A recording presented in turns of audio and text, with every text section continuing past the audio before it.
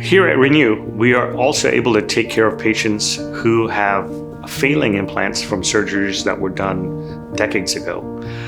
We're able to rehabilitate those patients back to their full smile and full function. Some typical signs that a dental implant is failing is mostly it's pain.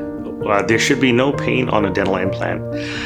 There should be no pain on chewing or brushing. There should be no bleeding around that area, and there should be no swelling around that area. So any of those symptoms could be a sign that there's something wrong with the implant. In times when the implant is not healing well, that tenderness continues, and it's usually tender for many, many weeks. That's when we know there may be something wrong with the implant. The first cause for dental implant failure is infection. The second way an implant would fail is after the implant's already healed and a prosthetic or a crown or a bridge is put on top of there, and it's a mechanical failure where there's too much force on the implant.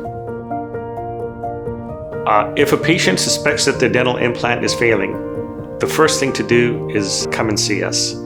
Let's take a 3D scan. Let's really diagnose the situation. It may be something very, very simple to fix, or it may be something more complicated.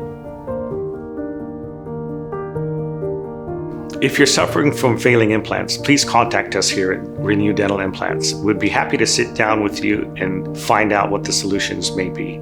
Let's get you to a better smile, and let's get you to a better life.